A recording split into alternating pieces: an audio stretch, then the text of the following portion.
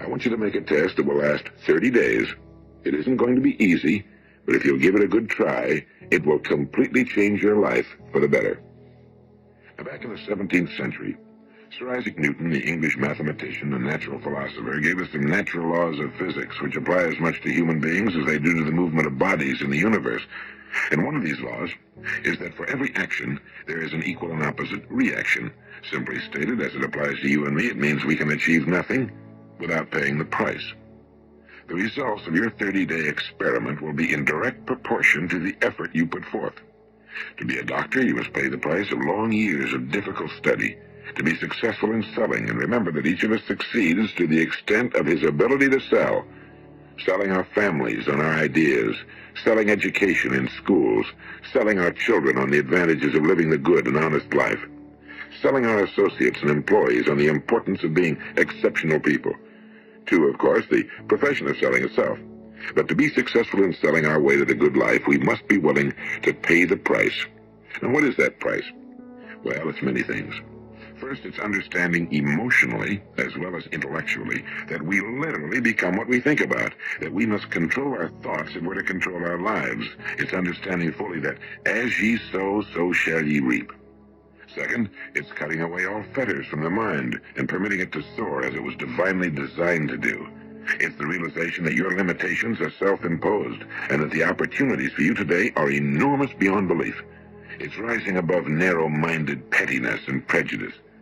And third, it's using all your courage to force yourself to think positively on your own problem, to set a definite and clearly defined goal for yourself, to let your marvelous mind think about your goal from all possible angles, to let your imagination speculate freely upon many different possible solutions, to refuse to believe that there are any circumstances sufficiently strong to defeat you in the accomplishment of your purpose, to act promptly and decisively when your course is clear, and to keep constantly aware of the fact that you are, at this moment, standing in the middle of your own acres of diamonds, as Russell Conwell used to point out. And fourth, save at least 10% of every dollar you earn. It's also remembering that no matter what your present job, it has enormous possibilities if you're willing to pay the price. Now let's just go over the important points in the price each of us must pay to achieve the wonderful life that can be ours. It is, of course, worth any price. 1. You will become what you think about. 2. Remember the word imagination and let your mind begin to soar. 3. Courage. Concentrate on your goal every day. 4. Save 10% of what you earn. And 5. Action. Ideas are worthless unless we act on them. Now, I'll try to outline the 30-day test I want you to make. Keep in mind that you have nothing to lose by making this test and everything you could possibly want to gain. There are 2 things that may be said of everyone. Each of us wants something, and each of us is afraid of something. I want you to write on a card what it is you want more than anything else. It may be more money. Perhaps you'd like to double your income or make a specific amount of money. It may be a beautiful home. It may be success at your job. It may be a particular position in life. It could be a more harmonious family. Each of us wants something. Now write down on your card specifically what it is you want. Make sure it's a single goal and clearly defined. You needn't show it to anyone, but carry it with you so that you can look at it several times a day. Think about it in a cheerful, relaxed, positive way each morning when you get up, and immediately you have something to work for, something to get out of bed for, something to live for. Look at it every chance you get during the day and just before going to bed at night.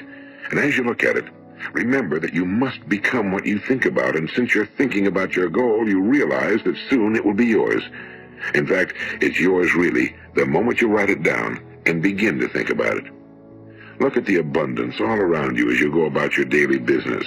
You have as much right to this abundance as any other living creature. It's yours for the asking. Now we come to the difficult part. Difficult because it means the formation of what is probably a brand new habit, and new habits are not easily formed.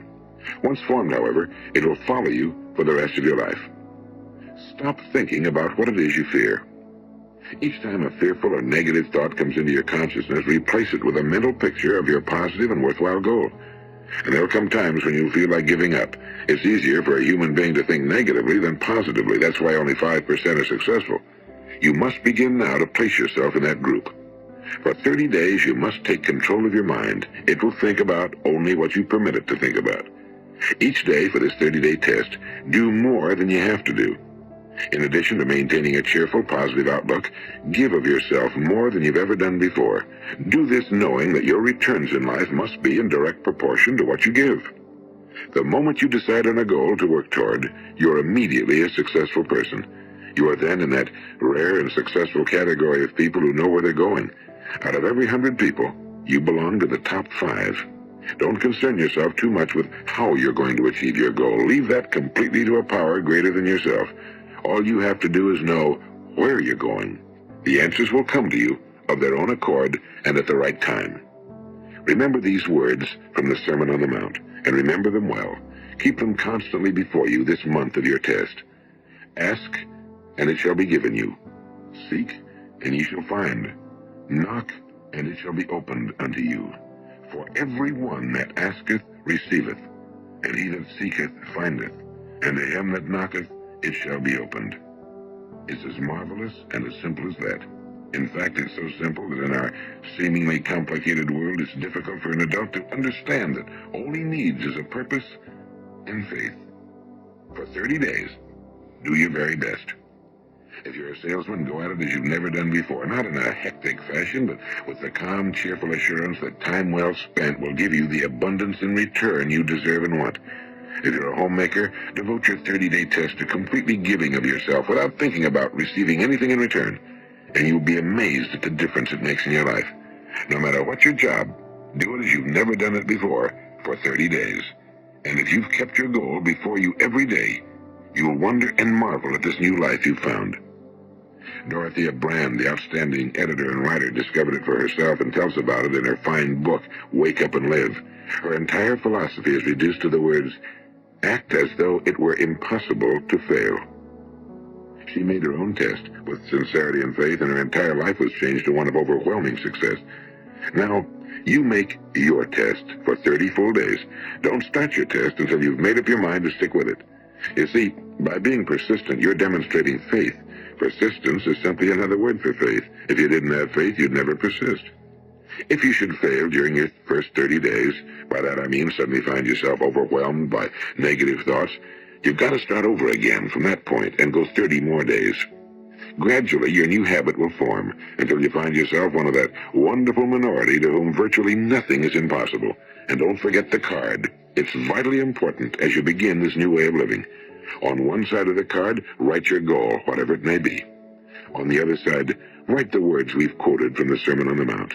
Ask, and it shall be given you. Seek, and ye shall find. Knock, and it shall be opened unto you. Nothing great was ever accomplished without inspiration. See that during these crucial first 30 days, your own inspiration is kept at a peak. And above all, don't worry. Worry brings fear, and fear is crippling. The only thing that can cause you to worry during your test is trying to do it all yourself. Know that all you have to do is hold your goal before you. Everything else will take care of itself. Remember also to keep calm and cheerful. Don't let petty things annoy you and get you off course. Now, since making this test is difficult, some will say, why should I bother? Well, look at the alternative. No one wants to be a failure. No one really wants to be a mediocre individual. No one wants a life constantly filled with worry and fear and frustration. Therefore, remember that you must reap that which you sow. If you sow negative thoughts, your life will be filled with negative things. If you sow positive thoughts, your life will be cheerful, successful, and positive. Now, gradually, you will have a tendency to forget what you've heard on this recording. Play it often. Keep reminding yourself of what you must do to form this new habit. Gather your whole family around at regular intervals and listen to what's been said here. You know, most men will tell you that they want to make money without understanding the law. The only people who make money work in a mint. The rest of us must earn money. This is what causes those who keep looking for something for nothing or a free ride to fail in life.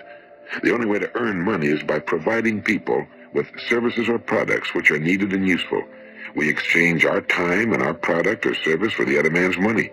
Therefore, the law is that our financial return will be in direct proportion to our service. Now, success is not the result of making money. Making money is the result of success, and success is in direct proportion to our service. Most people have this law backwards. They believe that you're successful if you earn a lot of money. The truth is that you can only earn money after you're successful. It's like the story of the man who sat in front of the stove and said to it, "Give me heat, and then I'll add the wood." How many men and women do you know, or do you suppose there are today, who take the same attitude toward life? There are millions. We've got to put the fuel in before we can expect heat. Likewise, we've got to be of service first before we can expect money. Don't concern yourself with the money. Be of service, build, work, dream, create. Do this and you'll find there's no limit to the prosperity and abundance that will come to you. Prosperity, is founded upon a law of mutual exchange. Any person who contributes to prosperity must prosper in turn himself. Sometimes the return will not come from those you serve, but it must come to you from someplace, because that's the law. For every action, there is an equal and opposite reaction. As you go daily through your 30-day test period, remember that your success will always be measured by the quality and quantity of service you render, and money is a yardstick for measuring this service. No man can get rich himself unless he enriches others.